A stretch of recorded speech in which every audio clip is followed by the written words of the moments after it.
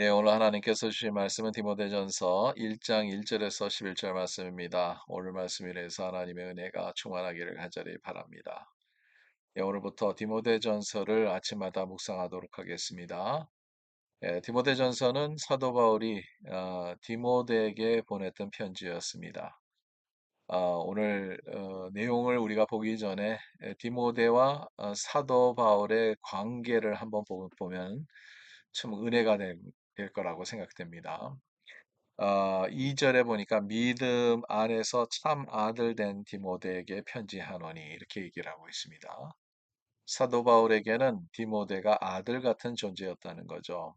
근데 여기서 보니까 참 아들 된 디모데, 영적으로 부모와 자녀가 될 수 있다는 것을 오늘 말씀을 통해서 볼 수 있는데요. 여러분, 영적인 그 부모가 있는 것은 큰 축복입니다. 영적으로 우리를 양육해 줄 수 있는 것이 얼마나 중요한지 모릅니다.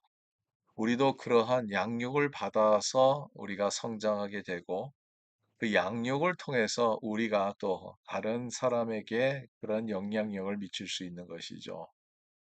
이 관계를 생각하면서 저와 여러분들은 오늘도 우리의 신앙의 부모가 누구일까? 물론 우리 실제적인 부모가 될 수도 있지만은 여러분들을 양육했던 부모가 계신지 우리가 한번 생각해 보겠습니다. 여러분들을 양육할 수 있는 부모가 있다는 것은 너무나도 감사합니다. 저도 그러한 신앙의 어머니가 있습니다. 그분의 영향력을 받았고 그분의 성경 공부와 그분의 이제 목회 방침이나 이런 모든 것을 받아서 이제 지금도 목회를 하고 있는 그러한 모습입니다. 여러분, 그래서 여러분 멘토를 여러분들이 기도 중에서 좀 받을 수 있으면 좋겠다는 생각되고요. 더 나아가서 또 나중에 그러한 영향력을 갖출 수 있는 그러고 성신앙적으로 그런 위치가 된다면 또한 다른 사람에게 또 그런 영향력을 줄 수 있다는 것이 얼마나 중요한지 모릅니다. 그런데 한 가지가 중요합니다. 그러지 못하는 사람이 영향력을 줬을 때 그 교회에는 큰 해를 끼치는 그런 상황도 많이 봅니다. 하나님 앞에 올바로 쓰지 못하고 올바른 교훈을 받지 못했을 때 그것을 다른 사람에게 가르쳐 줬을 때는 그것을 오히려 해를 끼치는 그러한 상황도 있다는 거죠. 오늘 본문에 나오는 내용을 한번 보면요. 사도 바울이 디모데에게 편지를 쓰면서 이제 에베소에 가서 에베소의 교회에 올바른 그 복음의 중심적인 교훈을 가르치라고 명령을 하죠. 3절 보겠습니다. 내가 마게도냐로 갈 때 너를 권하여 에베소에 머물라 한 것은 어떤 사람들을 명하여 다른 교훈을 가르치지 말며 다른 사람들 명하여 다른 교훈을 가르치지 말며 다른 교훈이라고 얘기를 합니다. 여러분, 성경이 우리에게 주어지는 66권입니다. 성경은 새로운 것이 하나도 없어요. 해 아래 새 것이 없지 않습니까? 예전에 제가 섬겼던 교회 담임 목사님이 께서 이런 얘기를 하더라고요. 교인들이 자꾸 이단에 빠져서 자꾸 이상한 얘기를 들으니까 거기 가면 그렇다는 거죠, 성도들이. 거기 가면 새로운 것을 우리가 들었는데요. 우리가 듣지 못했던 것을 들었는데요. 하고 얘기를 한다는 거죠. 그때 그 목사님이 말씀하셨던 게 제가 젊었을 때, 전도서 때 생각이 납니다. 그러니까 이단이죠. 예, 성경은 66권, 우리에게 주어진 그 말씀은 변함이 없다는 거죠.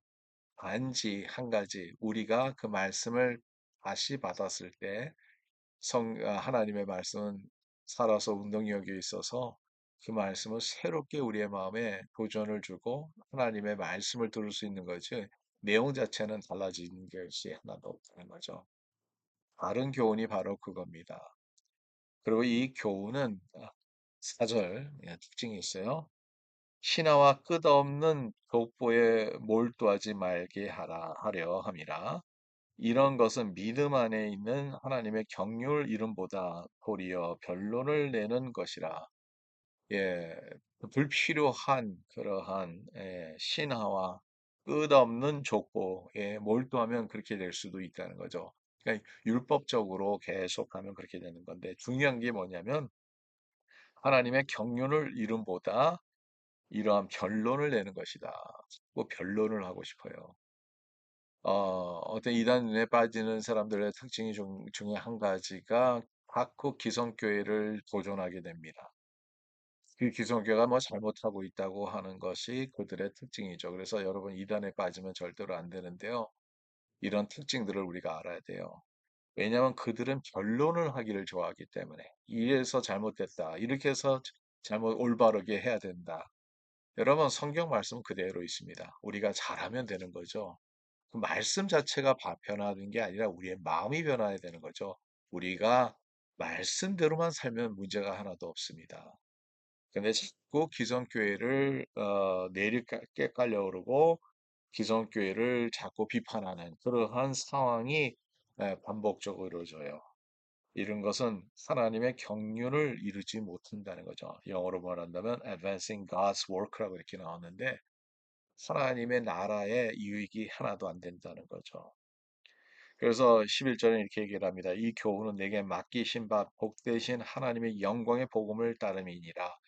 진정한 복음은 뭐냐 하면 그 교훈은 올바른 복음에 하나님의 영광에 드러나는 복음에 들어가게 된다는 거죠.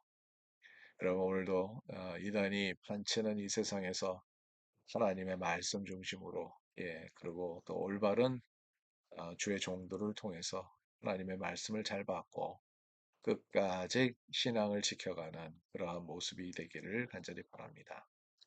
하나님 감사합니다. 오늘도 귀한 말씀 주셔서 감사합니다. 다른 교훈을 가리키는 그러한 상황이 예전에도 있었고 앞으로도 계속 있을 거라는 것을 성경은 우리에게 주는 교훈입니다.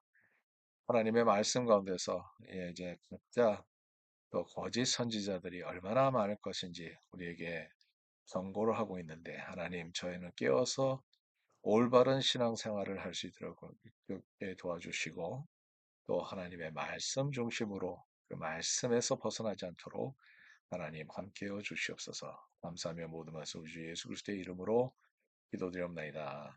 아멘. 오늘도 주의 말씀 중심으로 승리하는 우리의 삶이 되기를 간절히 바랍니다.